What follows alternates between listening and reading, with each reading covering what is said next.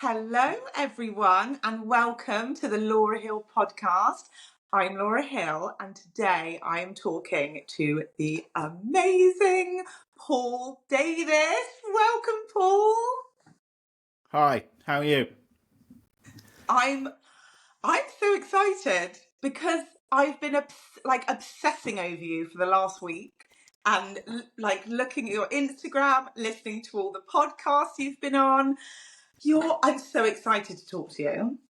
Well, I'm very excited to be here, and it's great for you to have me. It's great of you to have me on, and it's like I've become quite a big fan of yours as well, Laura. It seems to happen to me every time I come on a podcast, and then I go and find out a little bit about people. I mean, we first met at Salon International, and you were just like a really warm, engaging person, and I thought I would love to sit and chat hairdressing stuff with Laura. So thank you. Oh, Paul, thank you so much. That's so lovely. Thank you. I'm going to jump right in with a question, if that's okay for you. Good. I have listened to your podcast on the How to Cut It podcast, which tells your history. And for anyone listening who wants to know a bit more about Paul, head to the How to Cut It podcast. Do you know your episode number? I'm going to say 267, but I think I'm wrong, and I hope I'm wrong because otherwise that's so arrogant to even remember. But it's somewhere around about there. It's somewhere between 250 and 300. But yeah, it's in there. Amazing.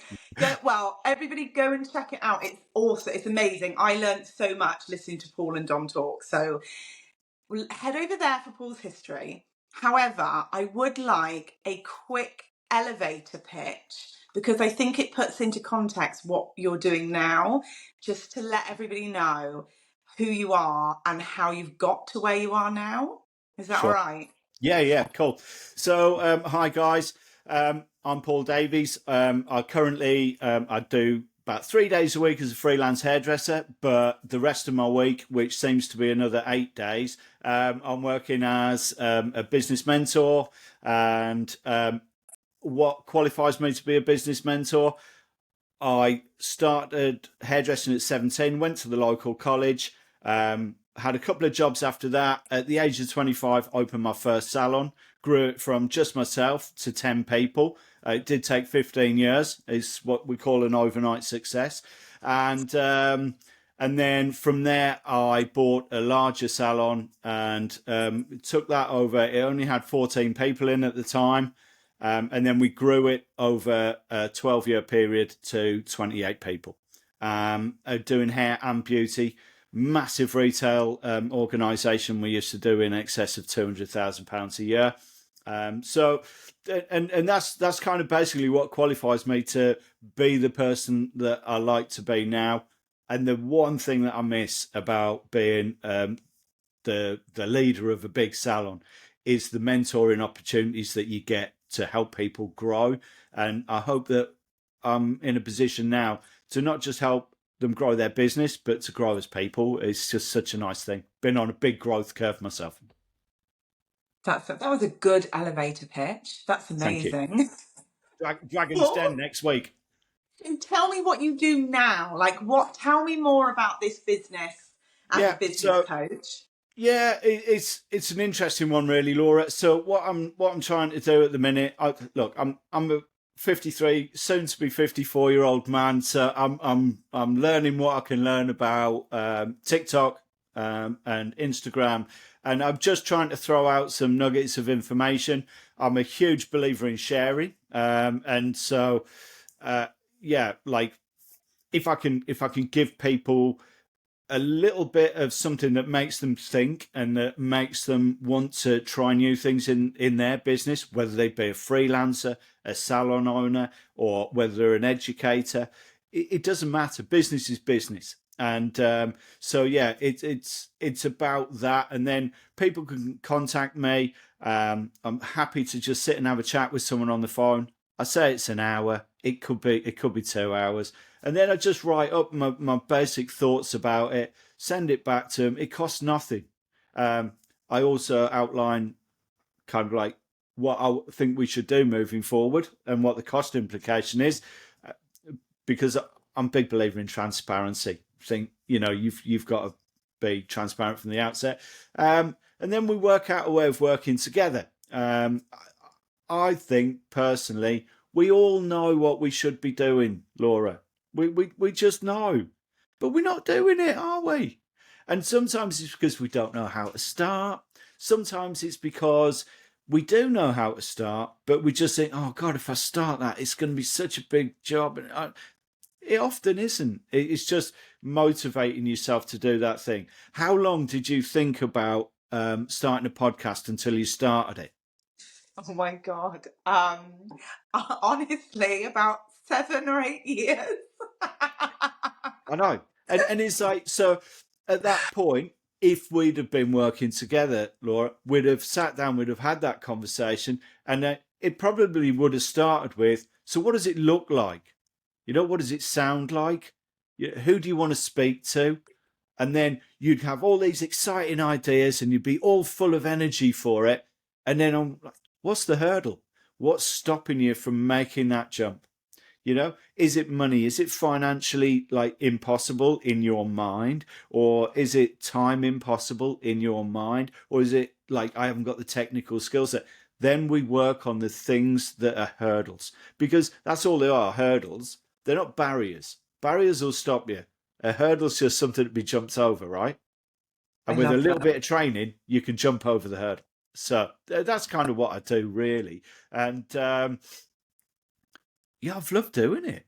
I seem to have done a lot of work for free initially, because it's like I like to help people, and also I wanted to see whether I gave real value. And we've talked about value before. It's never about cost. It's always about value, whether that's a service you provide in your business or whether it's the service that I provide to people that I work with. And yeah, I like to prove to people that there's value in what I do before I start asking them for money. I love that. That's amazing. Thank you. I love your point about, is it like a money thing or is it a time thing? Because that's a hurdle. Because, so I'll be honest about with this podcast, from the first podcast I ever listened to, I wanted to do it. It's like, when you're a kid and the first time you see Madonna on Top of the Pops and you go, oh my God, I want to be a pop star. But then like, as a kid, you don't talk yourself out of it. Your parents and your teachers talk yourself out of it. But as an adult, there's this voice inside you that goes, and it is normally down to two things. You're right. You don't have the time to do that. And if you make the time, it's going to take away from your earning potential and you're going to lose money if you try Oh and yeah, do that. yeah, And yeah. that's what stopped me for so many years, because I thought, well, I just don't have the time. And if I make the time, I'll lose loads of money. So here's a learning thing that I've had. It's interesting you just say about you saw Madonna on Top of the Pops, want to be a pop star. So there I was watching the news, and Robbie Williams had left Take That. So you know what I did that weekend? I sat in by the phone waiting for them to call, because I thought, surely I'm the man to replace Robbie Williams. So I sat there and waited for the call, and it never came.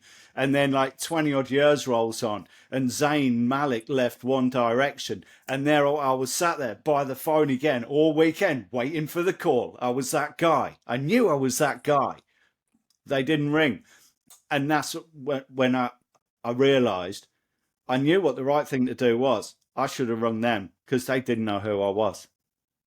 No, And I so love it's the that. same thing. It's kind of like when you've got this thing and then you just sit back and wait for it to happen. Newsflash, ain't going to happen. Not like that. Sometimes you've got No. to go out and you've got to make these things happen for yourself. And that's exactly what you did. Look, if it took you 7 years, it took you 7 years, but you did it.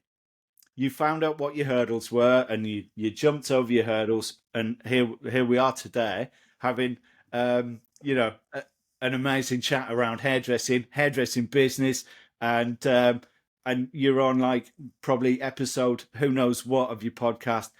We might look back on it in 5-10 years, Laura, and I'll wish that made more effort with my hair.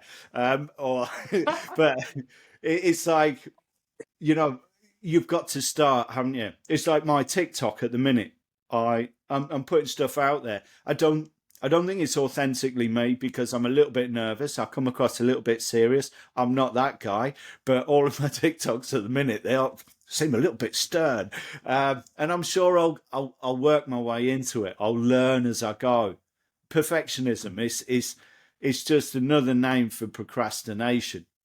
It's just I did a TikTok the other day, and then this is a great one again about starting your podcast.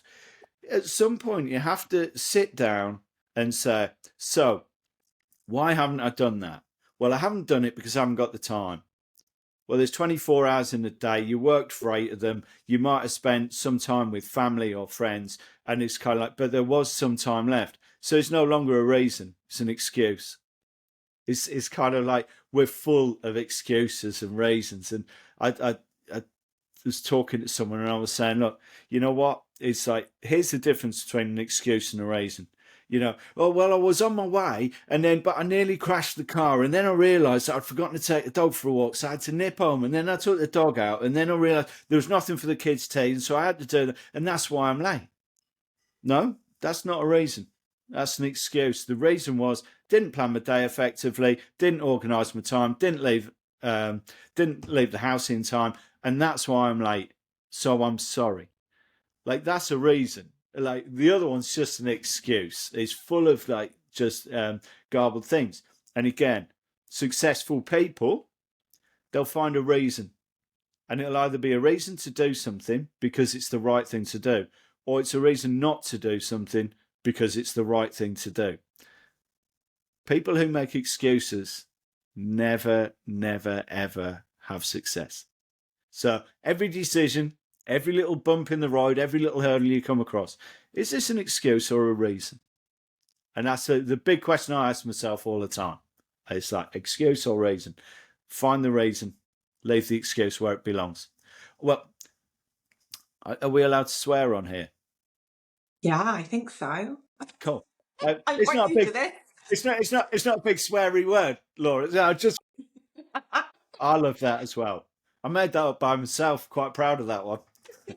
Actually, I'll just make a note. Actually, that's going on TikTok. Right? I just anyway. I used to say I had this thing. We had an open door policy in the office, and it's like anyone could just come in any time in the office at the salon. They didn't often. We had a 4-story building, and the office was right on the top, and the hairdressing was in the basement. So that they only came up if they really wanted to speak to me. And it was the same thing. It was that people used to come up and say, "Oh well, so and so did this, then that said that, and then that didn't happen." And I'm like, "Okay, yeah, I've heard the problem." It's like, but the next time we speak, can you bring me the solution to the problem as well?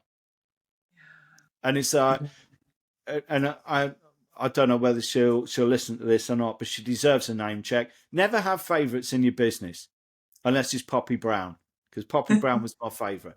And she was for years. She came to us as the shyest of shy girls on work experience, and her mum was a really big character. Loved Poppy. She worked really hard. Couldn't look anybody in the eye and definitely couldn't speak to anybody. But she worked really, really hard. She was a super nice kid.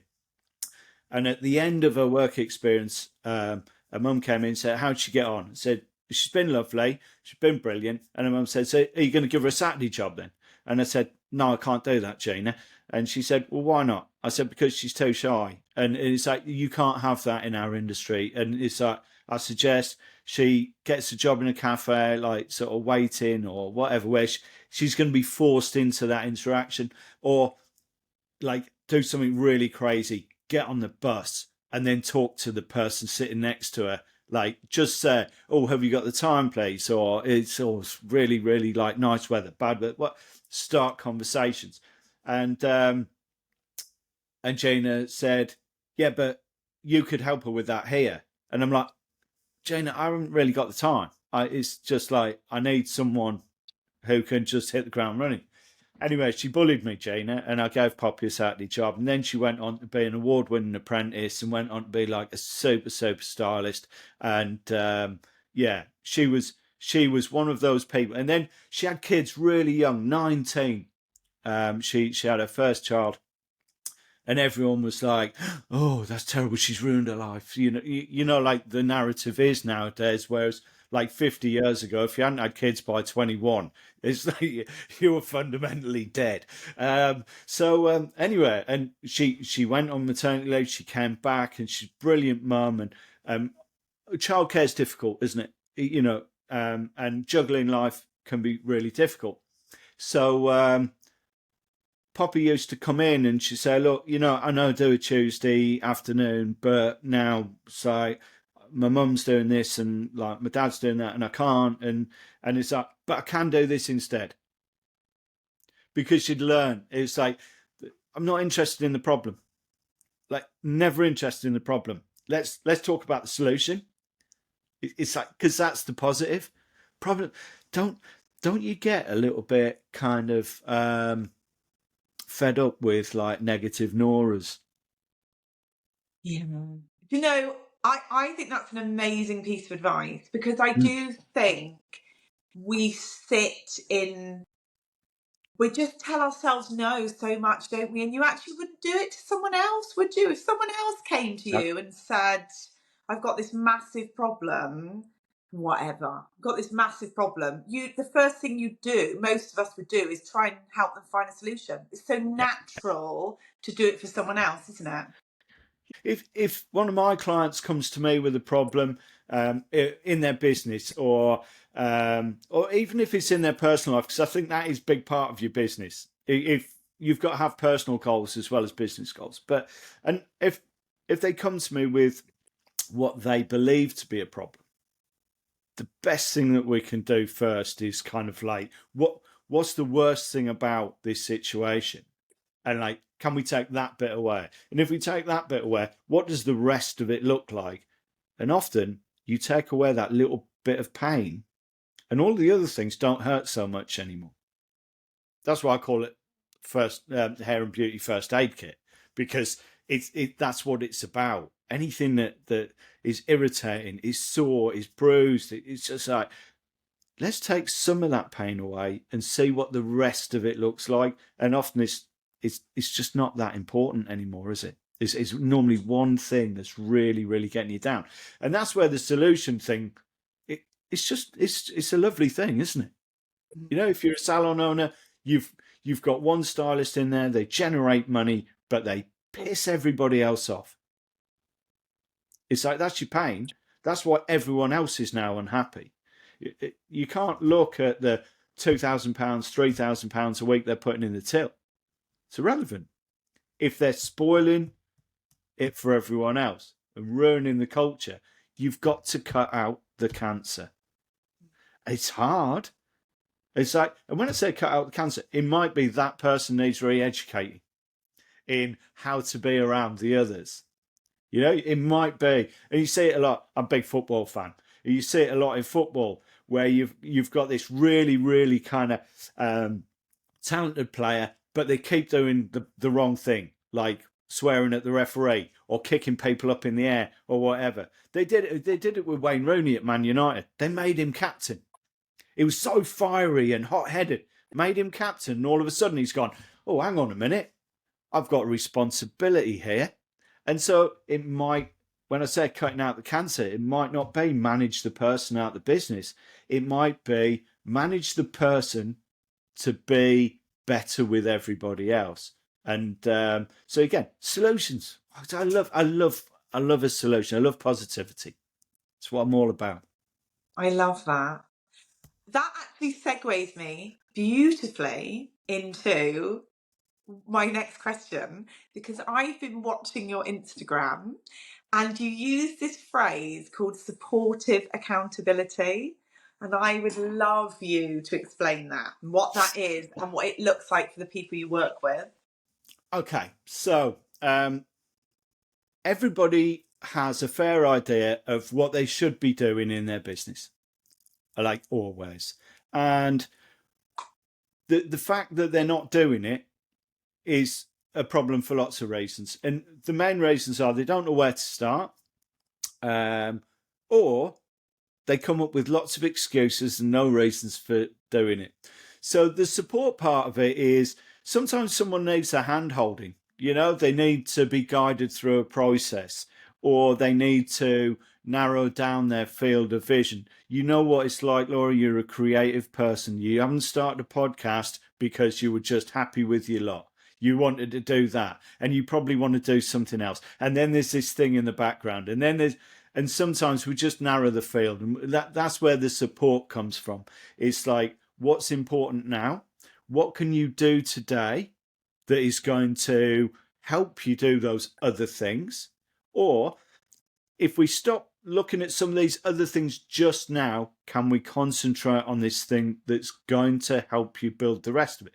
So that's where the support comes from, really. It's about people talk about planning for the future, and it's always good to have a plan. That's great. But then you need a strategy to execute your plan. Okay. So the plan's like, I'm going to drive down to see you in good old Brazil. I'm going to come down to Brazil and see you, Laura. That's my plan. My strategy is, how do I get there? I'm in North Norfolk, so I'm going to drive for an hour to find something that looks like a main road. And then I'm going to go on that main road to a bigger main road. And then I'm probably going to come down the M25, around the M25, along the M4. And eventually, that's my strategy. And I'm a 53-year-old man. I like coffee. I'll probably have to stop for a coffee. And then I'll probably have to stop for a wee when I've had a coffee. So, and this is my strategy. My plan was to come and see you. I need a strategy to get there. David Drew, God of all gods of business coaching. He was talking on a podcast recently about having a sat nav, a sat nav for business. That's what it is. I've got a destination. How do I get there? And so that's the supportive part of it. We help people to they've got a plan. Let's narrow down your plan so that it's an actual proper plan. Right? It's like talking to some of the creatives I talk to. It's a bit like someone shook champagne and then took the cork out, and all the ideas flew out at once. And it's kind of like, can we catch like one of those? And like, that's your core fundamental thing that you need. So then the accountability is the easy bit. Can I say your homework, please? Can I? And if I can't, why not? And I don't want an excuse. I want a reason. And it's like, so it's a bit like people have a gym buddy. It's like, because when your alarm goes off at 5:30, because you said to your mate you'll be at the gym at 6, and then you think, what's right? It's raining out there. I don't fancy. Oh, but now, Dave's gonna be there at 6. He's gonna be texting me, and it's sometimes that's the catalyst to make you commit and stay committed. And so there's two things if you're working with me. Number one, I want your success probably more than you do, because that's my business. My business is, if I leave a trail of people in my wake who have absolutely plummeted to their death on the back of my help, that's not great. I want to see super successful people everywhere who I work with, and so it's certainly as important to me, but sometimes I think it's more important because I'm laser focused on it. I've been working with somebody recently. I'm laser focused on a path for her, and I've even made some not personal, business sacrifice to actually take her on to that next level, because I think that's what she needs. And actually what she needs right now with the with the investment that she's got, it actually isn't me. at the moment, because she can't afford the two things I think she needs. One of them I think she needs is me, but there's someone else who can do something different for her right now that makes a massive difference. So I'm kind of like, you know what? Let's ease back on me. Let's push on that, because I want to see her be mega successful. And so yeah, supportive accountability. It's I'll hold your hand and I'll kick your ass. It's I both love of that. those things, you know, and sometimes at the same time, Laura, because that's what some people need. And but yeah, it's always about working together as well. It's not just okay, here's your homework. I want it done by Thursday, and if it isn't, then you've got detention. That's not what it's about. We have to both be on the same page, don't we? We both have to want the same things and believe in the same things. So yeah, supportive accountability, hand holding, arse kicking. I love that. There's so much to deep dive into there, Paul. So, one of the things that I just really was like, oh, this is so good, is the goal and then the breaking it down into a strategy. Because I think there is a bit of a missing link. A lot of the times it's in personal development. Do you Yeah, know, like I don't know, like The Secret or whatever. They tell you to get a vision board, or they tell you must have goals. And I've done it in the past where I've made a vision board and I stuck it to my wall with blue tack. And then at some point, the blue tack's gone hard and it's dropped down the back of the chest of drawers. And then, like, I don't find it until I move house, and I'm like, oh yeah, those are my goals. so I haven't read The Secret, but if I'm right, correct me if I'm wrong here, Laura. But if I'm right, it's kind of like if you if you set a goal and you believe in it, and the universe will magically manifest it for you. Yeah, Like I haven't got a problem with that. If it works for people, then I think that's amazing. I think it's even better if you have that vision board. I was talking to somebody the other day. She's got a vision board, lots of different things on it, some personal goals, some business goals, and I'm kind of like, so why aren't you doing that now?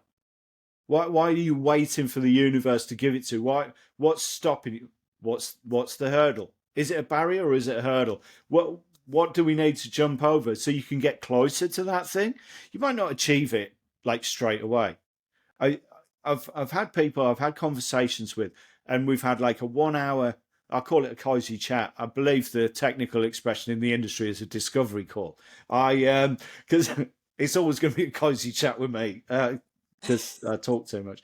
But so you know, sometimes that's enough, and like they get enough value from that, or they get enough confidence, because that's sometimes a thing as well. It's like it's a confidence gig, isn't it?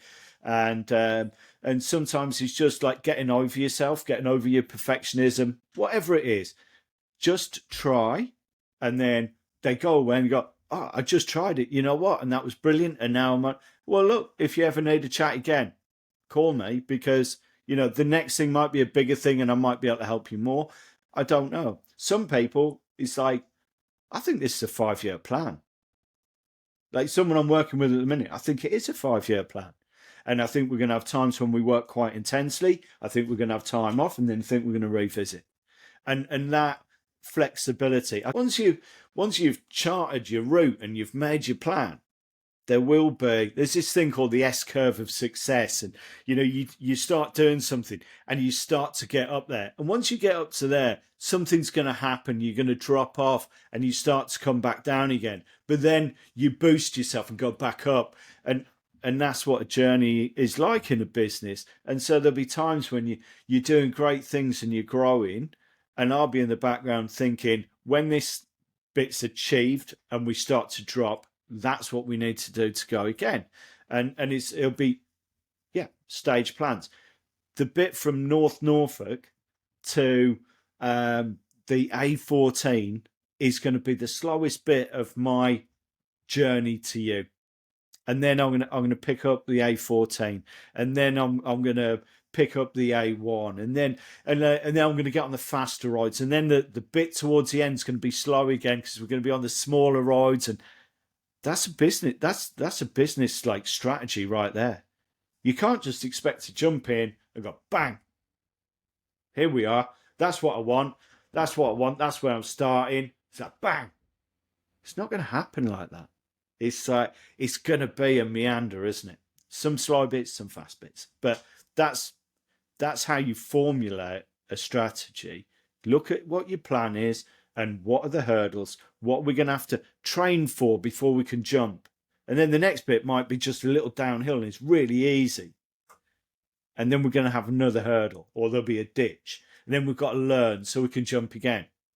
It's constant. And some of those things are personal learnings.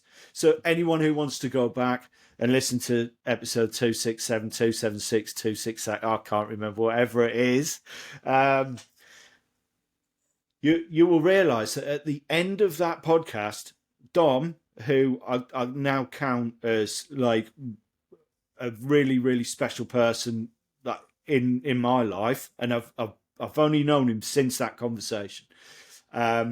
He gave me an opportunity to sell myself. And if you've watched it, and you saw the end of it or heard the end of it, I was kind of like, yeah, I don't really know what I'm doing. Because I didn't. I just closed my business. It'd been my life's work. And spoiler alert, but I closed my business at the end of COVID, or at the end of the third lockdown. We went from 28 staff at the beginning to 14 at the end. And it was no longer sustainable because people had the rise of the freelancer, something we talk about a lot at the moment. People had decided they wanted to work in a different way. And anyone who's worked in the industry for the last 4 years will know we were having bucketfuls of fun at the start.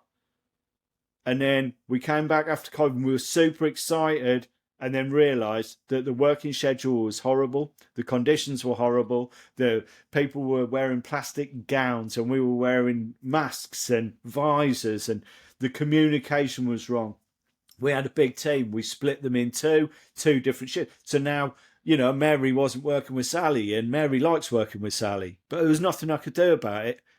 Everyone hated it. I hated it because our industry's a fun industry and we suck the fun out of it.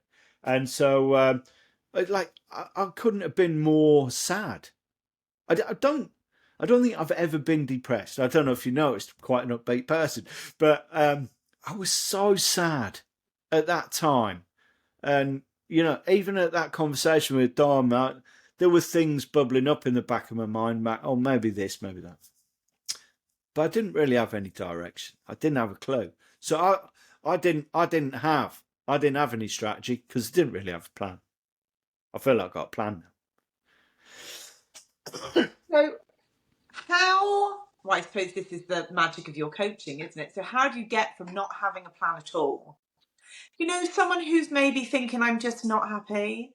Like whatever you're doing, freelancing, working in a salon, just come back off mat leave, whatever it is, I'm just not happy and I want my life to be better, but I don't even know what that looks like. Most people don't even know what their options are. Like I opened my own salon at a point in my career where I thought the only place you could go to get to level up was to own a salon, and it was completely the wrong thing for me. So how do people know? Like, how do you help people with that? Like, what happens on these chats, the cozy chat? I think that's the point. So I'll use you as a guinea pig at this point, Laura, and it's kind of like, so what I know of you, and it's like, this is what I would bring to the conversation. I will always do my research. I will always make sure that I understand a little bit about you before we start, like where you've been and what you've done. So, I know that you are an incredibly good all-round hairdresser. You're a brilliant colorist. You've got amazing people skills, and your creativity is something to be admired by many. And that's what's brought you to the point of, the journey that you've been on, and now you do some great education at Not Another Salon. Which, I mean, if you're going to do some colour education anywhere right now, not a bad place to be, right? I Yeah. mean, talk about inspirational people. Like Sophia just blows my mind on a daily basis. I don't know how she does everything she does. But anyway, and then and like now you started a podcast, and I know you do other education as well, and it's kind of like, so actually, who is Laura? It, like out of your business streams that you've got, out of your business models that you've got, which one is most Laura? Which one's most me? It's probably. I think it's probably between Not Another Academy and this podcast. I think the thing that would link the two is talking to people. I think Yeah. that probably is it. The talking to people. I really, really like people and helping. I was going to say, and I think that helping thing is kind of like super massive. Do you still do clients as well? Like Yeah, you have private clients, and where do you operate at the moment? in here. Okay, So for anyone who's just listening, I have a studio, which is it was a purpose built, I think, annex, but no one ever knocked through into the house. So it's a separate right, building, and I was yeah, keeping my Christmas tree and my bikes in it. So good, good, now it's yeah. been done as a salon. So, and it's like, what is the reason for you doing that? Is it you still love to be a practitioner as well as Yeah. an educator?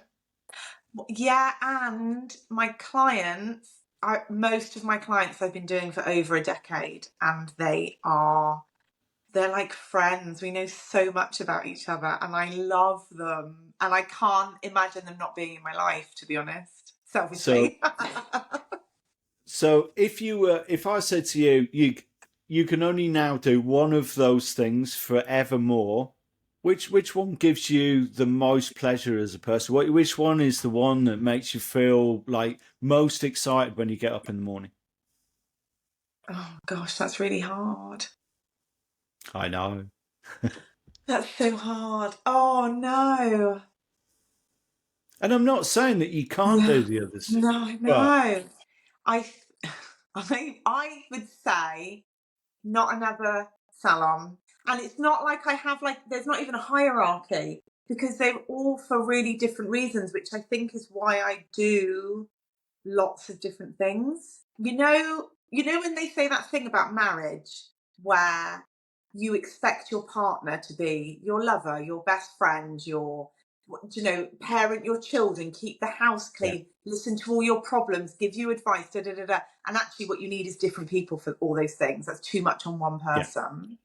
yeah, I feel like I'm a bit like that in my work. yeah. Yeah, yeah. No, I get that. So it's difficult to formulate a plan when you don't have a singular passion. So Yeah. I would like it for me, it would be a case of if you said to me that this is my main passion, but I don't want to give up the other things. I'm like, cool, that's great. Let's work on your main passion. So I think that there is an opportunity for somebody like you in this industry right now to become the next colour education legend. I mean, who is your number one? Annie Humphreys, Sophia. No, Sophia. Sophia. I directly went and asked my hero to mentor me. Cool. So and it's like, so there is an opportunity within that, I think, to become actually not just a national brand like Laura Hill. It's like you can become a global brand just like Sophia has, because you've got all of the attributes that you need. But the only thing, and like if that was something that really chimed with you, then we have to start looking at the plan. And the plan, if that's the plan, we have to look at the strategy to get you there. And everything has a cost. So if that was what you really want to do, if that's who you really want to be, and you want to be that absolute powerhouse education brand, then we're going to have to look at the other things that you do and say, well, okay, we can still do those, but we're going to have to compartmentalize them 1-2 days a week. And I know for me, hairdressing now for me is I'm like you, except I'm older. So some of my clients I've had for 30 years. And it's kind of like there's no groundbreaking hairdressing going on there, Laura, I can tell you. It's just, but I still need to earn a living. I had a big salon, I had a decent salary and a very nice car and all the bit that went with it. And now I don't. And it's like, so I have to earn a living first. My passion is to educate people and to help people with their business because I feel like I've got like loads and loads of not just good advice, but some structures. Like every salon needs systems and procedures. Every hairdresser who wants to build their brand, whether it's a standalone freelancer, whether it's a small salon, large salon, salon group, whether it's an educator or even a brand, a fledgling brand, I'd be really interested to work with a fledgling brand. I think it'd be really interesting. But so for you, it would be like if one of those things, if doing clients a day or 2 days a week is what underpins you being able to do the things that you're super passionate about, or like just that, even if it's just that tiny little bit more passionate about, you're there. We can't turn our back on that. We have to build them into the strategy. They have to be part of the plan. But the end goal, Laura Hill, global education ambassador for whatever you want. If that's what Laura Hill wants, then let's build a strategy around that. But you've got to narrow down at some point. You can't be the best at the world in that and the best at the world in that and the best at the world in that. Well, that's really shocking you'd say that, Paul, because I was going to start my singing career as well next week, to be honest with you. So here's another. Hey, so here's another one. Hey, forget, take that and forget One Direction. Oh, we went to the carol service at the church in the village. I don't really do church. I admire people who have got a faith. I think it's an amazing thing. But I do like a carol service because I like a good sing up, and I gave it everything I had. And then the next day, I sat by the phone waiting for the leader of the choir to ring and say, "Paul, we just can't do this without you." Nothing.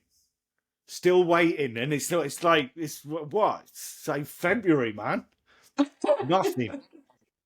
So yeah, I'm always on the lookout for another opportunity.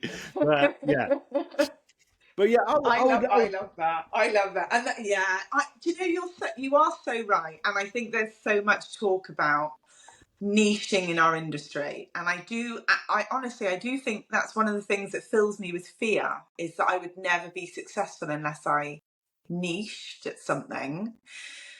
And I think the fear is, what's the fear? The fear is that you'll never be able to try anything new again. I think that's the thing that scares me. Or if you get known for one thing, say you got known for education, like you're saying, say I got known for education, and then I started a podcast, that maybe people would think, well, what does she know about podcasting? All she's ever done is this. Do you know what I mean? I Does that make think that sense? I think from a point of strength, you've got the opportunity to diversify from there. So it's Right. like if you're doing lots and lots of different things, I think it's very difficult to become an expert in anything. Whereas if you become an expert in something, you can take bits of that knowledge and you can apply it to other areas. So again, it's like my girlfriend's an artist, and I help her with her business because they're artists worse than hairdressers for doing that kind of flaky. Yeah, but I'm a creative thing. I'm not a business person. I'm a creative. Well, no, you're selling pictures. It's like it's a business, right? So everything is relatable. But I think to become, I want to. I'm going to just go off at a little bit of a tangent about niche things in the Yeah. industry. Big conversation. An awful lot of people at the minute. They're like a lived-in hair expert, like, lived in color expert, or they're like some super bougie kind of styling guru, or they're like a ninja cutter. um I, I get it, like I really really do. And some people have found like a real niche for themselves. I think Laura, the global education ambassador, that isn't that niche. I like I So Chris Moody, like I Yeah. just had um a little conversation with him on LinkedIn the other day. Chris Moody blows my mind. His delivery on educating educators. And it's like, I thought, I'm not a bad educator as it goes. If someone gives me the information, I can pass it on. And I'm like this, Yeah, because he's good. like he's just like, he's so good. So he's a hairdressing educator. No, he's not. He educates educators on how to educate, and it doesn't have to be industry specific. It can be anything, because that, like, it's his superpower. He understands it. He's learned, and he's honed and crafted his skill, and yes, he probably had some inbuilt talent as well, but wow, he's taken that to another level. People pay him to go all around the world and educate, not just educating hairdressing educators. You could get Chris Moody educate anybody about any sort of education. You could do the same. Mhm. Because the way you instantly create connections with people, you're instantly interested, and you um, have a way of putting your point of view across, which isn't condescending. It isn't like aggressive. It is like you could do that like that. All you'd have to do is just funnel in if you wanted to. And so that's the planning part, is challenging people. Say, look, I think you're really really great at this and that and this and that, but I think you're superhero status on this thing over here. And if you want it, where it becomes more challenging for somebody like me is when I can see someone's got superhero status and superhero skill set, but actually, you know what? But that wouldn't leave me enough time to do my crochet class on a Thursday afternoon, so I'm not that bothered. And it's like, I can't help people who aren't bothered. That's Yeah. that's the thing. I can help people if they've got two or three things, like someone I've been working with at the minute. They're all in the same sphere, lots and lots of ideas, and it's like, but unless we get that core thing going, that's going to financially give you the freedom to do that, and that. But that is the most important thing, and without that, those other things, it's just not on the table at the moment. So that's how you can't build a strategy without formulating the plan, and a lot of people need help with a plan. Yeah. I was talking to a super nice lady the other day. She has to be one of the preeminent experts in her field, and completely undervalues herself. That's so sad. And I'm like, wow. And it's like, it's another one of those. It's like, I keep forgetting that I'm not a wealthy man anymore, and I just want to work with her for nothing. Do you know what I mean? It's like, like Super Vet, when he just Yeah. like he's saying, you know what, I'm gonna make your dog a wheel for its back leg, because it's like, and I know you can't afford it, so I'm just gonna do it. I could work with loads of people for nothing. I'm doing some work late this afternoon for nothing. I'm doing some copywriting for someone who reached out to me and said, I'd like to do these things, but I'm not very good at doing the writing bit. And I said, I can do the writing bit for you. It's hours of work, doing it for nothing, because I just love it. If I was Yeah. if I was my own business coach, there wouldn't be a lot of hand holding going on. Be a lot of asking. So, but I just love the process, Laura. That's the thing. Yeah. And like you, are just one of those. You're one of those people who, um, at some point, you will find that there is something that just keeps nagging at you. That is the thing. Like, and after this conversation, you're going to go away and you're going to think about what we've just talked about, and you might actually find there is a thing. And I think that being like one of the biggest educators in the industry right now and being a podcaster, I think they can go hand in hand. It's like Thank you, Paul. the hairdressing thing. I think it keeps you authentic and relevant, but maybe it's a lesser thing for you. I don't know, but you go away and think about that, Laura. Ring me next Thank you. week. I Tell probably me. will. I will probably give you a call in a couple of days and be like, Paul, remember What do you those reckon? cozy chats you said we could have? Yeah, anytime, anytime. And that's what it's all about. On that note, I'd probably do it at the end anyway, but hair and beauty first aid kit.com, at hair and beauty first aid kit on Insta and TikTok. I think there's a Facebook page as well, which I'm a bit behind on because I think that's a longer form. I think there's more information I can put out on there, but I haven't written it yet.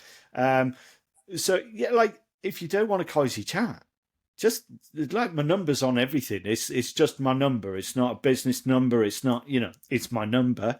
Feel free, because I'm always super keen to speak to anybody. Amazing. So So yeah, on that, yep, anyone can call you salon owner, yep, freelancer, home educator. hairdresser. Oh, absolutely, yeah. Look, home hairdresser now. What like I one day a week I go and visit clients at home. I call it an at-home service because I'm fancy. It's mobile hairdressing. It's really, really valid and it's really relevant. Our good friend Ruth, you know, she gets wild about pricing, doesn't she? And like people are kind of like, yeah, but you can't charge that if you're a mobile. Yeah, you can. You've driven out there. You've packed all your bags. You've organised your stuff. You've turned up, and you're going to do a professional service just in an unusual location potentially. And even some of the people that I go and see, um, like we work in some impossible spaces with some very, very bad lighting, and I still do the most professional job that I can, and I charge the same as I do when I'm renting a chair in the salon. It's the Yeah. same. It's like you're paying for service. I super respect those individuals, and one of the things that I would like to do, and I'm not quite sure how I'm going to deliver it yet. I don't want to do a Facebook group. I don't think. But I would like to get together a group of people who work independently, who probably aren't going to pay my day rate, but would really like to sample what supportive accountability looks like for them, but also in a group forum where we can chat it out between everybody, and I can hopefully drop some nuggets of information in there as well that will really help, a little bit of insight, and try and make a lower cost alternative to the traditional kind of business mentor approach. It's almost like let's all get a cup of tea and a biscuit. I'm off the biscuit, so I've got trousers that don't love me anymore. But yeah, let's get a cup of tea and a biscuit, and like let's thrash it out between us. And like, oh, so Sally's doing that, but Martin's doing that, and it's like, hey, Sally and Martin, you should talk more because I think you could help each other. That sort Yeah. of thing. So a little club. I don't know what it looks like yet, but if people are interested in that, get in touch and I'll work out how I set it up. It's too much technology nowadays, Laura. Do you find it's tricky, isn't it? Well, but like, do you know, I had a business coach when I had my salon, and it was £1,000 a month.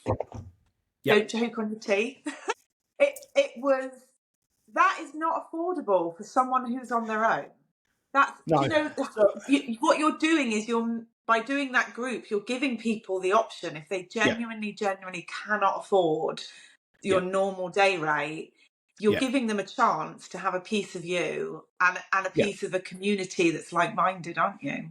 So like, yeah, just for the sake of transparency. So my day rate's 500 quid a day. I'm actually incredibly cheap for someone in this sector. Um, and a day rate, it's like, let's say it's an 8 hour day. So actually, it's not a huge amount of money. It's about a cut and blow dry an hour. really. Yeah. Um, so that, and what I do with my day rate, I don't sit people down and like bully them for a day.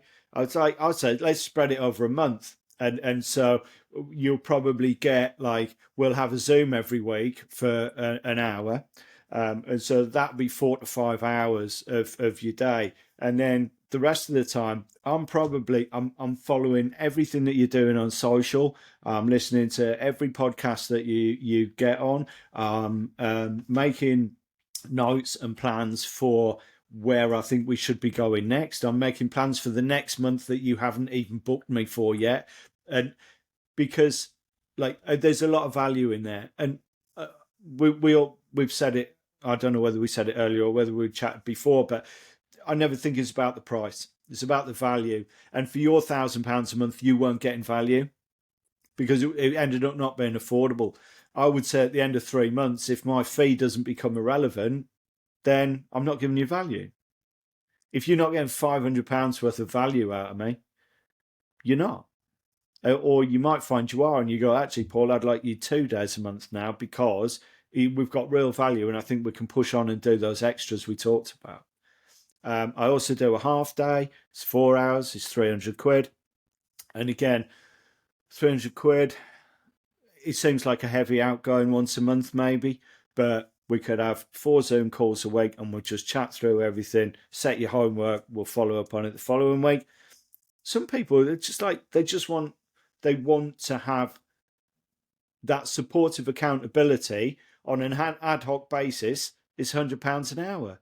It's just like, I don't think they're wild numbers. No. My mentor cost me £2,000 a month. Well, I say a month, a day, but I could only afford him for a day a month. It was Yeah. like, he gave me so much value for that. And not financially, he helped me grow as a person. He helped me rethink areas of my life. Like, it wasn't just business. And he's an engineering background, got nothing to do with hairdressing. And it blew his mind how hard I was working for what he considered to be not very good money. It was great money for me, but for him in his industry, started out as an apprentice electrician, and he sold a reliability business for 10 million quid. Wow. So, and it was like, and he's earning more money now as a coach, £2,000 a day. It's understandable. I mean, so, than he used to earn when he was, managing director of his own engineering company. So, um, so here's an example of what a good mentor can do for you. I had this guy, another apprentice, come straight from school, lovely guy, and he was just fun, full of energy, bit cack-handed.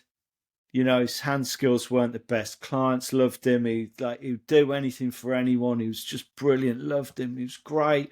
And there were times when the numbers said, I really should cut this guy out of the business. But we all loved him. No one wanted to see that happen. And so I worked really hard and we built him a profile as a certain thing. We had PR in the salon and we were getting him out doing different things with different people. And it was going really well. And then he started to notice, like, he had a profile all of a sudden. It wasn't huge, but he had a small profile, and people were reaching out to him, asking him to do this and that and go here and go there. And then he didn't need us anymore. And he set himself up in a little salon, not very far away from us. And he just kind of like, he pretty much just left. And then you realise, as we always had a system in place for when we had a leaver in the salon, contact all their clients, and we had a protocol that we followed to try and retain those clients. It was all done and dusted. He'd done it all. They were already booked with him somewhere else. Like, and this was the day that we found out he was leaving. It broke my heart and it broke my will. And I went round for the next 2 years telling anybody who'd listen what an absolute person he was. And I was having a chat with my mentor one day, and we were talking about are there any leavers who've gone from the business who would be good in the business now that we could maybe get back and we could like have a chat with them because things might not be going for as well for them as they thought it would, and maybe we can offer them something to bring them back into business. And he said, "What about this guy?" And I said, "No, never." And he said, "You know what? Oh, you sound like a petulant child. Did someone take your toys Oh, away from you?"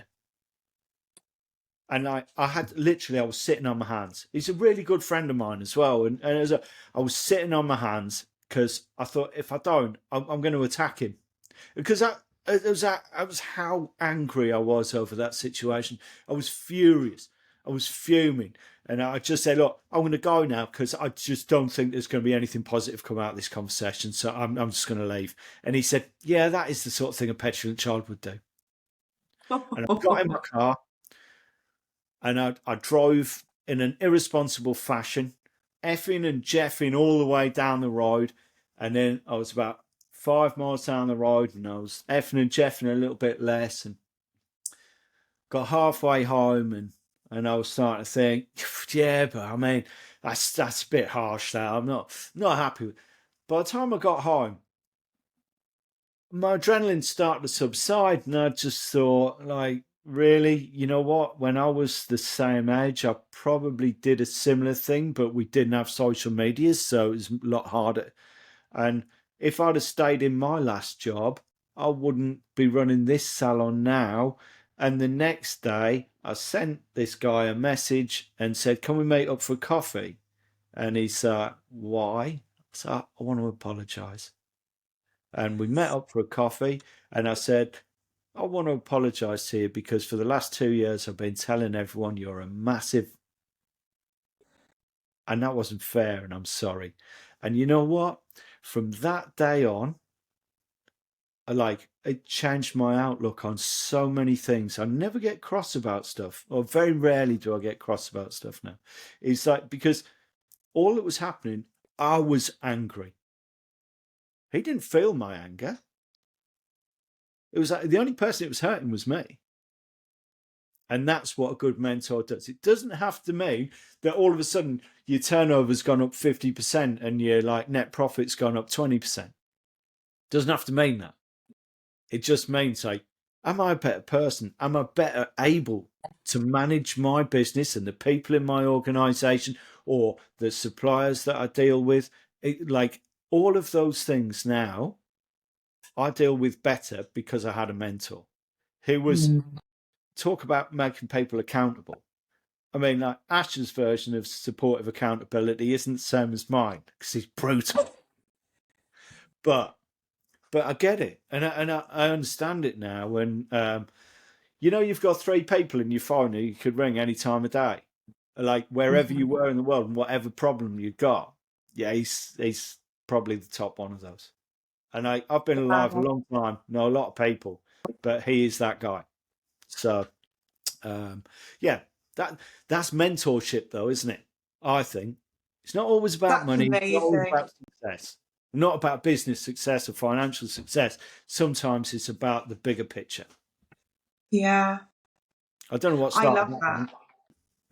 Wow, I love that. And you know, I'm a big one for mentors. Like, I'm a really big believer in it because I obviously begged Sophia to have me, and then wouldn't take no for an answer until she kept me.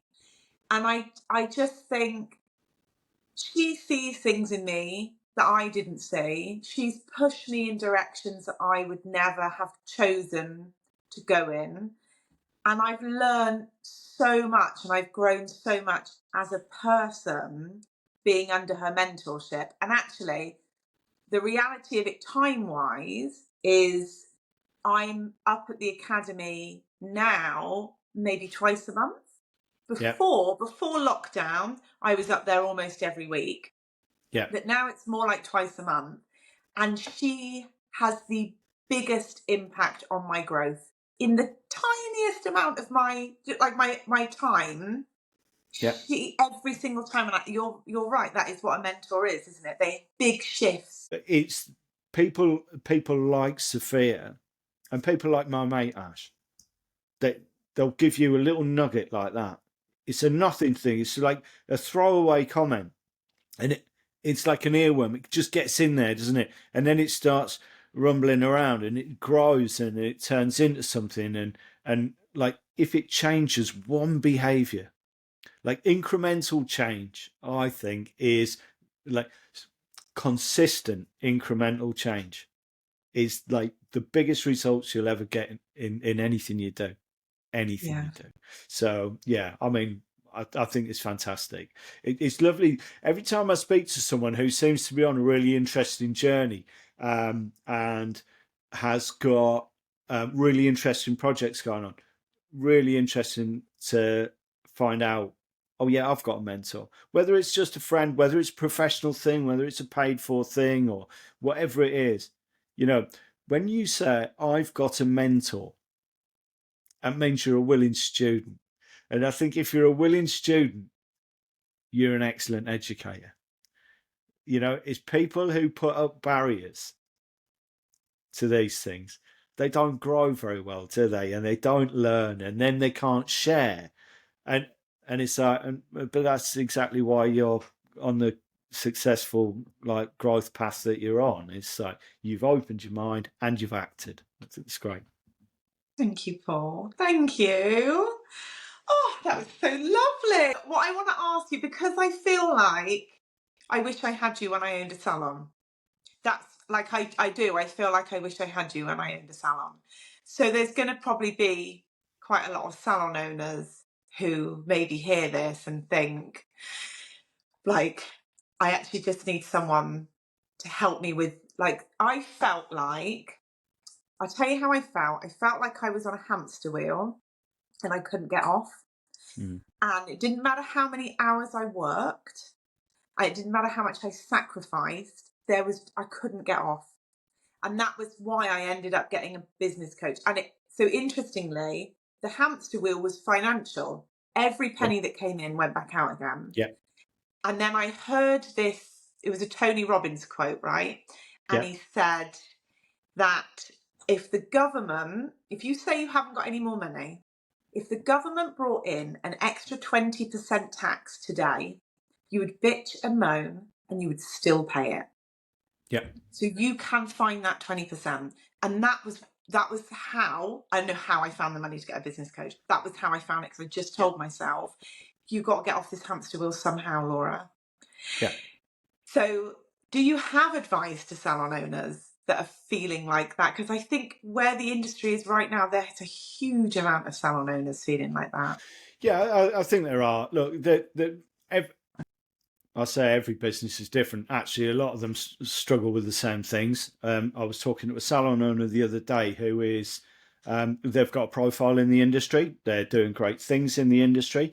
Not sure that they'll still have their salon by the end of the year. And this is a familiar story. I've been there, and it took me a long time to work it out myself. Turn up every day. I turn up early. I unlock the door. I turn the lights on. Make sure the water's on. Make sure we've got hot water. Make sure there's milk in the fridge. You know, make sure the towels are done and I'm ready before anybody else walks in the door. Then we hit the floor running. But no, I hit the floor running. I do a 10-hour day back to back. And then I've got people sitting in the staff room having a laugh, and people like they're going off two at a time to buy the lunches because they haven't got anything else to do. And you realise that you're generating over 50% of the income or turnover for your salon, despite the fact that you've got four team members. Like that's so usual. I mean, it's a difficult one to get away from because every salon is slightly different, but there are things that we can put in place. So it's kind of like I used to then take one of those people and make them my personal assistant, and then they would stand with me all day. And then I would then over time be able to move all of my root retouchers to them for me. And then sometimes um, if it worked for the client as well, then they would do my blow dry. And I ended up just mainly cutting because I'd get other people to do my colour work. And we introduced an apprentice blow dry at a really low rate so that It got people out of my chair so I could get on to do another haircut. And then, but it also gave the apprentice like a real sense of purpose, but also practical experience and a real growth. And then over time, the client would say, well, can Mary do my root retouch as well? It's like, yeah, of course you can, you know? And so it was about growing their business and their brand within your business as well, because otherwise you end up, and I think it's a phrase, it's bandied around, it's a little cliche even, but it's true. You spend all your time working in your business, not on your business. And as soon as it's really easy for some smart ass like me to come along with that helicopter view and go, well, you do know that Dave, he's like, he could be doing that as well, and it's like, well, have you noticed that like your retail area and the conversations aren't good? And that's not what we do. It's not about showing off. What it should be about, again, what's your pain point? Is it that you invested like £10,000 on a retail line and no one's having the conversation? Well, because if it is, then we need to sit down. We need to look at why. Ask them, what's the barrier? Is it a barrier? I bet it's not. I bet it's a hurdle. And now we just need to train to jump over the hurdle. So Emil McMahon, he's got a couple of books out, is kind of about retail called Don't Sell. And that's right.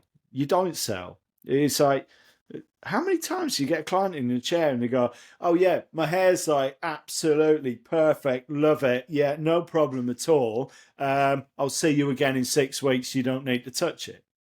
They don't. And they're, oh, it's been limp, oh, it's been a bit dry, it's been a bit frizzy, it's kind of like I can't get it to do this, or my colour's faded a lot and I don't know why. Let me help you with your problems today. As much as I can help a business owner, then a stylist, hairdresser, colorist, receptionist. If you're fortunate enough to have front of house team, I had 4 at one point, and they were amazing. It's kind of like I'm taking your pain away. You told me you got a problem, and I'm telling you, I've got something we can try today that might make it feel a bit better for you. Would you like me to do that? Oh, yeah, I would. I'd like that. How many times have you been in a salon and you've heard this conversation at the backwash? It's kind of like someone's shampooing away and the client said, oh, that smells nice. Yeah, it does, doesn't it? End of conversation. Yeah. Yeah, it's got a lovely fragrance and it's from this, and this an actual ingredient actually does this for your hair. And that's why I thought I'd use it today, because you said that this is a problem. It's not selling. It's like someone goes into a restaurant and they're starving. Just feed them. Feed them. Give them food. Show them what the food options are. Which one of these food options would you like? My hair feels rough as a badger's backside. Oh, look, we've got these options. Which one would you like? And so Yeah. that's sometimes a problem in some salons. It might just be that they're turning over £10,000 a week. So let's just say, quick and dirty, 10% net profit would be, I'm going to say average. It's not. It's way below that, actually, for a lot of salon owners. They're really struggling. But let's say 10%. So that's £1,000 net profit a week. And then they decide it's Christmas, so we're gonna have a new tree this year, and we're gonna have some new decorations. And then, and I'll tell you what else we'll do, because like on Christmas Eve, we'll give everyone a bit of a boost, and we'll have food in, and we'll have food for everyone. And actually, let's have a DJ, and let's have a live DJing in the corner. And all of a sudden, they've spent £3,000 on a day. That you at 10% profit, you would have to turn over £30,000 to pay for that £3,000 treat. So it might be the decor in the salon. It might be because instead of buying in a coffee machine, you send your apprentice down to Starbucks every day and you buy all your coffee, like you buy all of your coffee from Starbucks because your clients like it. I bet they do. But a £4 coffee from Starbucks, 10% net profit. So you've got to turn over £40 just to pay for the Starbucks out of profit. So some salons are overspending. Maybe that's the deal. And Ruth wouldn't have an app, and she wouldn't have a social media profile and respecting the industry that she's got if everyone was pricing properly, because they're not. so, Yeah. so again, there are lots of reasons, aren't there? So I went from a position of, I was sick and tired of being the busiest person in the business, always, and then having to do all the other stuff. I'd be going in at 7 o'clock, and now I'd be leaving at 9 at night because I had my job to do as a business owner, and then doing a full column in the day. I put my price up 50%, and then guided my clients through the process of, well, why don't you, if you really want me to cut your hair, get so and so to do your colour, get somebody else to blow dry. Or, you know what, you've seen this guy's growth. You've seen him from an apprentice right the way through. Like, he would be a perfect fit for you. So I would move my clients on. And then, I mean, as it turns out, a year later, I'm as busy as I ever was, because people don't care about the money, care about the value. And they felt that there was value in it. Some didn't. My good friend and mentor, the multimillionaire, his wife would come in and she would still pay the price. And every time she'd say, but don't think I'm not still cross at you for putting your prices up. I'm like, I know. Really, really fantastic script for anybody who ever makes an unpopular decision. And it might be because you're not going to buy them Starbucks anymore, or because you're not going to, or you have put your prices up. When somebody complains about something that's a really positive decision for your business, I'm really sorry to hear that. And I do understand. That's it. You don't have to justify yourself. Just like, I hear you, and I'm sorry that you feel like that. It's not about you, it's about them then, isn't it? You've said, I'm sorry. I'm sorry to hear that. I'm sorry you feel like that. It's like, but you've only made any of these decisions for good reasons. And again, it's another thing you'll get, like with good mentoring, I think, is support and backup. It's like, if I was in that situation with a salon owner and they said, I can't get my staff on board with that, I'd be like, tell me when your next staff meeting is. I'll come. Would you? Yeah, 100%. That's wow. I would have died to have you in my staff meeting, because delivering the hard stuff is, do you know what I mean? That's so hard on a salon owner. It is because we're hairdressers at heart, and we're people, and we don't like confrontation. We don't want to upset anyone because our job is to make people happy. But that part of your job, how happy are you going to make people if you turn around and say, I've got to shut my salon? Yeah. I've done that. I went through a round of redundancies probably the year before COVID hit, because we had 8 beauty therapists, but the data said we could be as busy with 6. No one was doing anything wrong. We weren't losing money. We could just be more profitable with 6 than 8. And we went through a round of redundancies. We had them in for a meeting. I had to deliver the bad news. And I said, we're now in a period of consultation. And then we're going to do this. This will be a purely data-driven project. It's got nothing to do with any of you. Love you all equally. But someone's numbers just aren't going to add up. And the people whose numbers don't add up will be leaving the business. And that makes me really sad. It's data, it's facts, and it's like we have to depersonalise in a way. We know Sally's going to get mad as shit. We know she is, because that's what she's like. And we know that Dave he's going to get a bit tearful, because he doesn't want to lose. He loves his job and he loves you, Laura, and he just doesn't want. Oh, why does it have to be there? And Sally's mad as shit, and I hate it when. And then you can have 3 or 4 who say absolutely nothing and stare at you with dead eyes.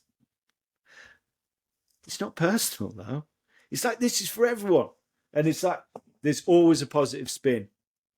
We used to do an exercise where we used Monopoly money, and we'd put the Monopoly money out, and then we'd give different people different roles and say, okay, so you're the electricity company, you're the gas company, you're Scrummy, who we buy our towels off, you're Aveda, who we buy all our hair stuff from, you're Clarence, and then we'd get and we'd say, and so every year we pay this much to Clarence. So Clarence, if you'd like to come and take your money away from this massive pile of Monopoly money. And like we'd get down to the end and the end and the end and the end, and the wages would go, the VAT would go, like all the big stuff would go. And then like you'd say, so okay, and you're the Christmas party. And then walk up to the table and go, well, is that it? So yeah. So if we do this thing in our business and we can grow by 10%, imagine how good that Christmas party looks now. So if you want to have the Christmas party, if you want to have Ben Brown come into the salon to deliver cake, we need to grow. We need to grow by 10%. Who would like that? Who would like to see their boss look less stressed every day because you don't know which version of Paul you're going to get because the VAT's got to go out and the rent's got to go out. And he's like, if we can grow by 10%, Paul doesn't get stressed anymore. He doesn't have to make Sally mad as shit, and he doesn't have to make Dave cry. Yeah? And it's like, so that's the message. It's not bad times. It's not like, look, guys, you got to up your retail because I've spent a fortune on this shit and you're letting me down. You're a bunch of wasters. Negative message. It's just kind of like, hey, you know what? This retail thing's free money, right? If we all get on board with it, you'll all get like 20% commission or whatever system people like to run. You'll get your bit in your wages, right? And then everything else I'm going to collect. And at the end of the year, we're going to go and do something. I've seen salons who took their team to like Lanzarote for a weekend. Like, I don't know how.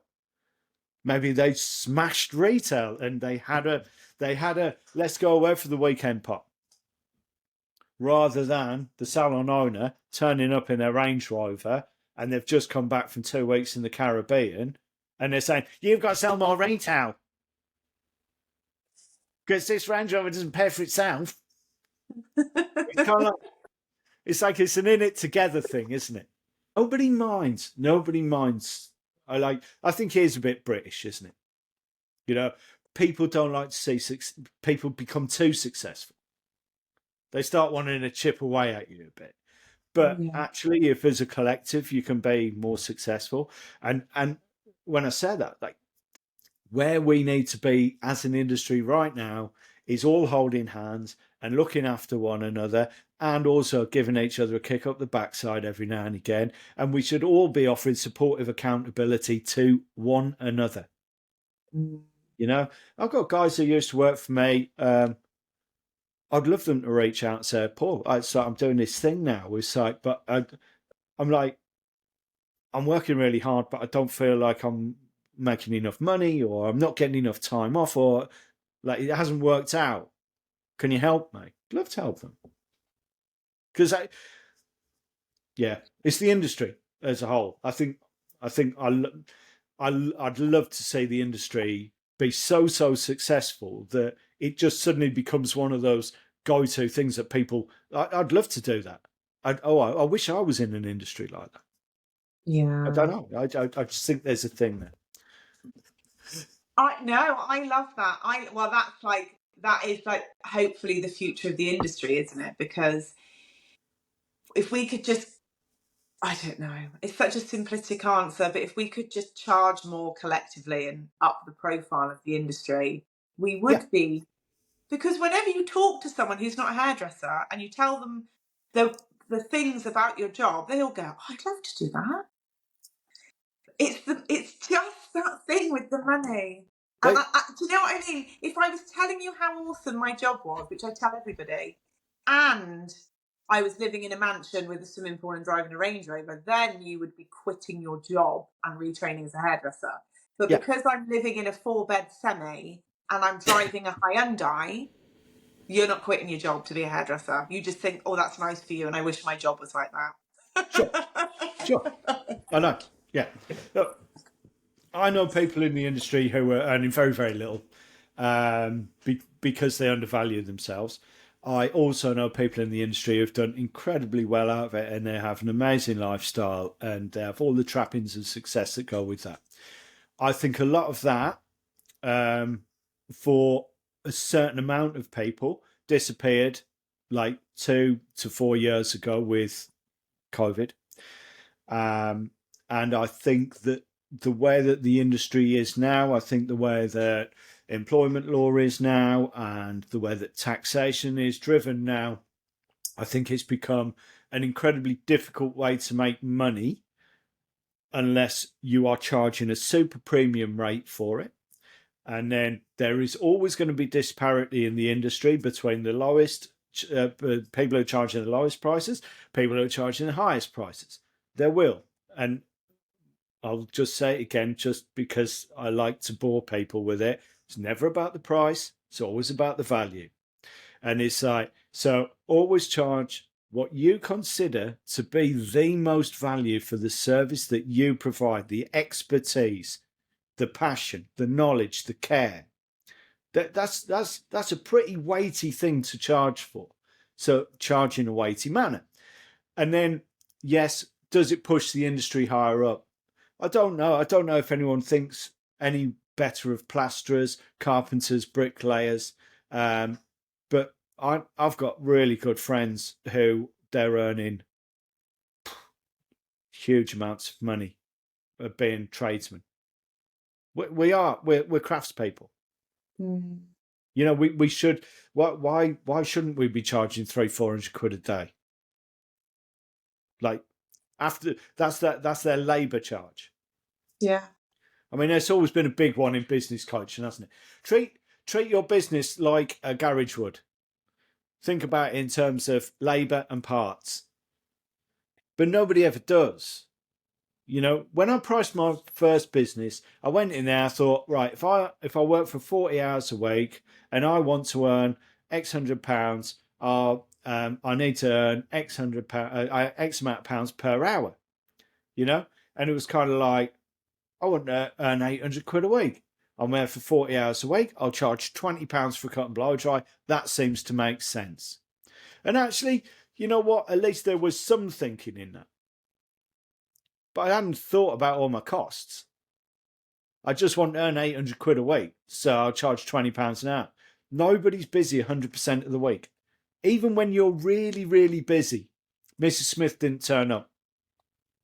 Yeah? Someone cancelled at the last minute, or the way that your day had been booked. You lost an hour because there were silly 15-minute fillers everywhere. Yeah? So most hairdressers, 85% busy. Busy hairdressers, 85% busy. Where's your profit? Like, you haven't factored in for that. What are you going to do when you need a new hairdryer? Where's that come from? You know, and they're the problem. So don't arbitrarily just go, okay, I'm going to charge more money. Work it out, do your sums, think about what you actually want to earn at 85% busy for 48 weeks a year. Because when you had your salon, I bet you didn't even think about a 48-week year, Laura, to start with. So you hadn't factored in you were going to be on holiday. No. Well, I just didn't take one. No, exactly. Because you hadn't factored in. It's like, and you deserved one, right? Because you'd never worked so hard in your life, had you? And it's like, it's the little things, But working all those things out, what actually happens is your baseline price that you got charged, it starts to grow, and it starts to grow because you've built in the fact that you are only going to work 48 weeks of the year. You are only going to be busy for 85% of your time.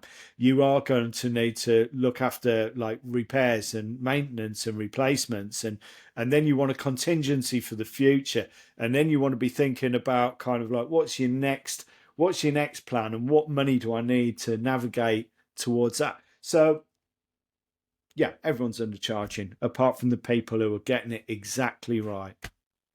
And there are very, very few of them. And because the industry's changed, people are now having an unfortunate set of circumstances where their pricing doesn't actually match up to what business needs are today, and they're finding a really difficult transition. They've probably got a business interruption loan or a bounce back loan to pay. Utility bills have gone up. Employment costs have gone up. And it's like, but they haven't reflected it in their price. And that's a really, really well run business. Really well run business. And lots of them are, but they're scared. Yeah. Scared by the media. There's a cost of living crisis, Laura. Cost of living crisis. Somebody's just commissioned a piece of artwork from Nicola for just short of £2,000. Yeah, they're really suffering from a cost of living crisis, some people, aren't they? Yeah. But most people aren't. And it's like, Aldi and Lidl are the biggest growing, most successful supermarkets in the country. When we go in there, do we have a great shopping experience? No, because it's always a little bit chaotic and there's stuff piled up. You never know where to go for you. And your favourite thing, they don't always have it. But we still go there because like it fits in with some of our domestic economic thinking. But I guarantee you now, on Saturday when we go and see our friends in Swaffham, there's a Waitrose in Swaffham. We're going to pop in. We're going to spend a bit of naughty money in Waitrose. Money's always a really good place to start. But if you've got a team of people, that they need to understand why. You're not just doing it so you can go on holiday. You're not doing it so you can buy another £3,000 cockapoo. They're not. Do you know what I mean? It's like they have to understand that transparency and communication, everything. If you're a freelancer or home studio, all it's about is doing things at the right time. So many people put their prices up in January this year. Wrong time. November was the right time. Because you're fully booked leading up to Christmas anyway. They've all taken the hit up to Christmas. They appreciate you. They love you for getting them in at Christmas. It's like, why are you going to dump bad news on them in January when they're miserable anyway? November is the right time. And then again, probably sometime in the summer, so like maybe May. It's like, but be a little bit smarter about your thinking. And, but anyway. Sorry, I got off on a tangent there, didn't I? But that's gold. That's really just those 2 times of the year to put your prices up. That's someone might listen to that and go, "Oh God, I mean, we're in February now, but podcasts have a long tail. Someone could be listening to this in October and think, oh, I'm going to put my prices up. I was planning on doing it in January, but I'll put them up now." Honestly, November's the time when no one's going to leave you in November. If you're planning, I'll just drop this one because I think this is massive. I might have to remember to do a TikTok on this one as well. So if you are in that situation where you're run off your feet and you feel like you can't get off the wheel and you want to make that big hit price increase, or you realise you've been undercharging for years and you haven't had a price increase for years. So this is what we do. We tell our client what the new price is. So if we were 50 quid before and we're going to be 75 quid, like when the new price increase hits, we give them notice. But what we also do is we give them a voucher for their first visit that might be 20%. So in actual fact, it doesn't really cost them any more. And then on that, it's dated for 5-6 weeks because rebooking percentage is really important and rebooking terms are really important. And then when they come back for that one, we give them a 10%. And now, so it's an incremental change. You're still going to get the big hit at the time. I'm not a big fan of discounting per se, but for a targeted reason like this. So we start with 20% discount, then it's a 10% discount. The next time they come, if you've got a really good relationship with a product manufacturer and you can send them home with some samples and a goodie bag, and inside is a personal message from you that says, "Thank you, I really appreciate your support." It could just be that and a lollipop in a bag. They won't care about the price. They've forgotten what the old price was. And new clients didn't pay the old price anyway. So if it frees up a bit of space in your diary for new clients because you were rushed off your feet anyway, and you can just say, and the price is. It's 75, it's 85. Doesn't matter. you will get back to where you were, and you won't lose as many customers as you think. There is a bit of maths you can do on that. How many customers can I afford to lose at that higher price, still turn over the same money and not work so hard, and have room to grow? It's a great bit of maths. That love maths. I love that. Right, Paul, where can everybody find you if people want more Yep. of you? Because I feel like I want more of you now. So I feel like everybody listening to this is probably going to feel the same. Yeah, I live in Hollywell Cottage on Mission. Yeah, TikTok, hair and beauty first aid kit. I've tried to keep it simple, Laura. Because there's enough going on in there without having to think too much about it. And look, if you see anything on there and it chimes with you, then please message me, comment, email me. I think my phone number's on my logo somewhere. It's in the bio. It's just my phone. Just ring me or text me or whatever you want. I'm so open, as you can tell, to talking about anything to do with hair industry. I So love that. yeah, I'd love to do that. And I'm starting to do. I'm doing a little regular Facebook Live thing for Ray Palmer and Kerry Galliano for We Love, the first Monday of every month, and that would be like a Q&A thing as well. And the first phone call with you is free, yeah? That first. Oh yeah, sure. That's what you said, yeah. So, Yeah. so if someone's listened to this 100%. and they think I need Paul in my life, but do you know what I mean? I But you can't don't know afford why. anything right now. They can call you for free. Yeah, absolutely. So and that's the point as well. It's kind of like some people will be sitting there thinking, I should be doing more, or I want to be doing something. I don't know what it is. Yeah. It's like that's a good reason to have a phone call. Yeah. I love that. You might just get the end of it and go, oh shit, that's what I want to do. Yeah. Yeah. Here to Paul, help. thank you so much for this. I feel like your phone, hopefully, I hope your phone is ringing off the hook now, because I feel like you've got so much value to give. Well, thank you, Laura. You know what? It's an absolute pleasure. And you know what? These things are lovely and great and amazing. And it's just like, I hope there's more industry events, live industry events that we can all get together and all meet up and all have a chat about over well, certainly over the next couple of 3 years. I hope more live events grow and we can all meet up again, because it's like, I think that's the way we need to be, don't we? Yeah, face to face in a group, hand holding, arse kicking. I love that. Thank you so much for coming on my podcast, Paul. I appreciate you so much. I know. I appreciate being here, Laura. It's been absolutely fantastic, and I wish you every success with it as well, because I think it's brilliant. Thank you, Paul. Thanks. Pleasure. Bye. Bye.